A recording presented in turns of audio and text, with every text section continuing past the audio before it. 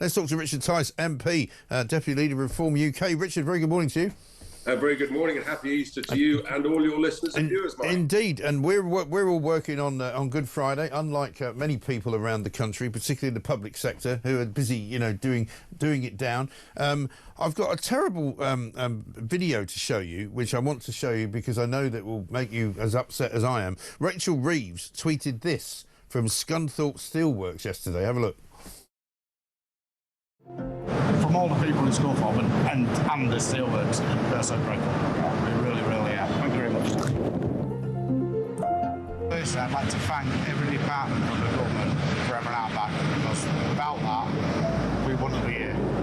Come June, we wouldn't be here if it wasn't for yourselves. So we really, really appreciate it. Well, actually, we wouldn't be here if it wasn't for the workers. We were able to step in the weekend and save steel here in Scunthorpe, but only because we ensured there was something to save. So we're really grateful to you, and the country's really grateful. I'm smiling. Very grateful.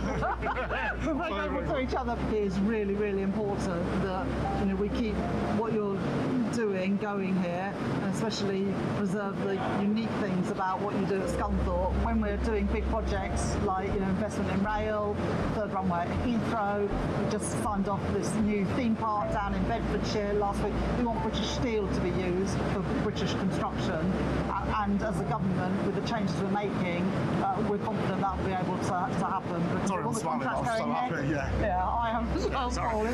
Yeah. I mean, I don't know what to make of that, really. It's probably one of the most cringe-worthy videos I've ever seen. People are saying it's a bit like one of those Kim Jong-un propaganda videos that come out of North Korea. Well, if I'm looking a bit pale, it's because I may have just been sick in the virtual terms. I would just like to remind Rachel Reeves that it was because Nigel and I were standing at Scunthorpe saying there were 3 days to save the blast furnaces and the steelworks, that they called it the MPs back on that subsequent Saturday. Right. And I would just like to remind everybody of the pure hypocrisy that's going on here. All of a sudden, all these MPs in the Labour Party and the Lib Dems and the Greens saying they're in love with blast furnaces. They were literally expecting to do a deal with Jingye to close the blast furnaces and replace them with electric arc furnaces that don't make as strong a steel. But because of what we did, actually, events have changed. I had a debate last autumn saying we had to keep these blast furnaces open. Finally, the government has listened to me.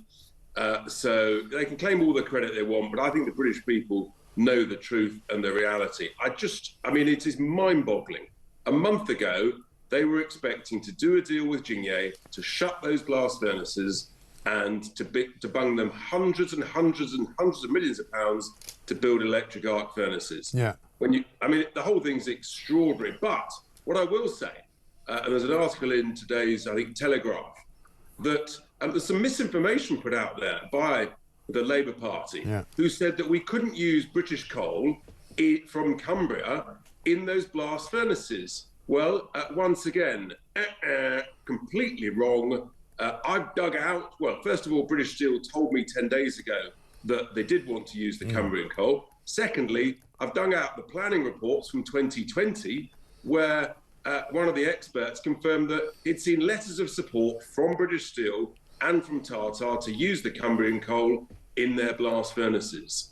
So there is lying and misinformation going on by Labour. I wanted to bring that up because the last time you and I spoke on this show was right after James Murray from the government, from the cabinet, had spoken to me, who absolutely barefaced lied as he stood on College Green and told me that coking coal was not suitable for the blast furnaces. You came on right after to react to it, right? And you told me that's not true. And it turns out now, as you say, British Steel executives have now confirmed that you're right and he's wrong. So was he lying to the public? Was he lying to my audience, or was he misinformed? What's the story?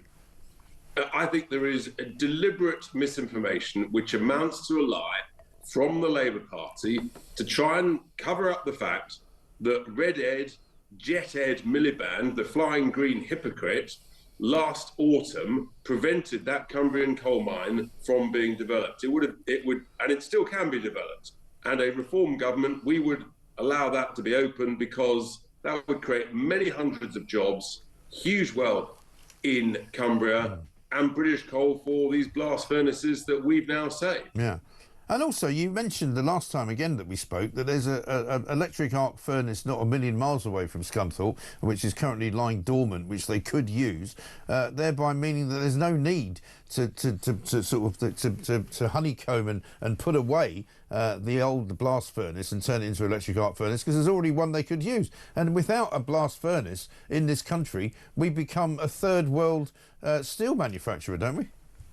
Completely. And in fact, yes, there are 2 electric arc furnaces of a capacity of about 610,000 tonnes each, sitting idle down in Rotherham.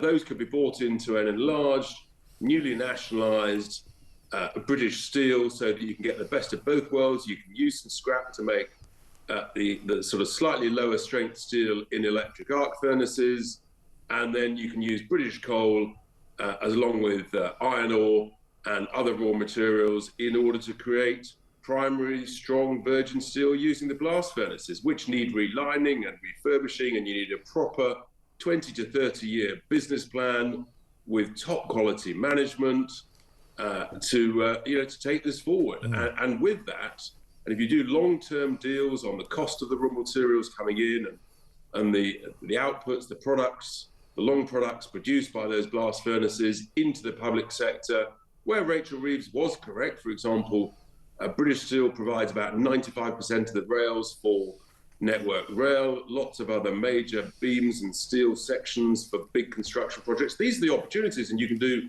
long-term contracts for that. That way, you can create a viable business, as well as scrapping net stupid zero, scrapping the ridiculous carbon tariffs and all that malarkey.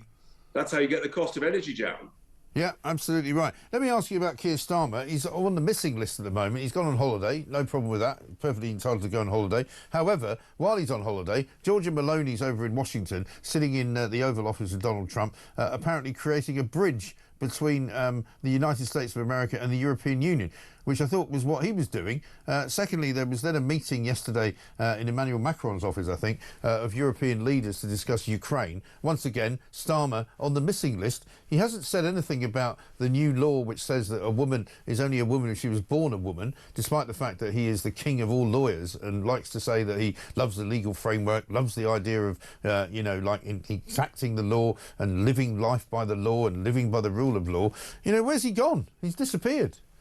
Well, he might be on the missing list, Mike, but I have not missed him. And in fact, given that the sun has been shining all week, and given that the Supreme Court judges have come to their senses after many months of careful deliberation about what a woman is in the last couple of days, things seem to be sort of on the up. And given that we now can use British coal, maybe he should go on holiday a bit more often. Well, maybe so. I've got to ask you about Rupert Lowe. He's apparently suing Nigel Farage for libel. He put out a statement yesterday saying that he was coming after Nigel Farage, and if he doesn't get an apology, he's going to go to the High Court. This story sort of doesn't go away, does it? Well, I think most people, frankly, are bored of this story. But look, I don't know what Mr. Lowe is up to. What I do know is there is a police investigation. I do know that there is an investigation by the parliamentary authorities. Those will sort of carry on follow their course. But bluntly, we're just moving on. We are obviously we're working hard, campaigning around the country, and May the 1st is a very important day for all political parties, including Reform UK. Indeed. One final question for you, and it's a bit of a personal one, I'm afraid. Apparently, British men now do more housework than they've ever done before. The bizarre comparison is back with 1947, which is even longer ago than you and I can remember. But, I mean, I've got to ask you, between yourself and Isabel, I mean, who does all the housework? I think this could get into all sorts of trouble, but the suggestion from you I take very seriously. With great concern that you're suggesting I don't do housework. Not at all. There's an inference that I can't cook, Mike. I mean, this is not good. I thought we had a sensible professional relationship. It could all go pear-shaped. Yes. Listen, I'm not suggesting you can't cook. I'm just wondering how much of the hoovering you do, really. Very good. Well, you get those automatic hoovers that just sort of, Oh, you've got one of those drones. Electric cars, drones. I mean, you're a net zero fanatic, it has to be said. Good to see you. Richard Tice, thank you very much. Have a very good Easter. Thank you.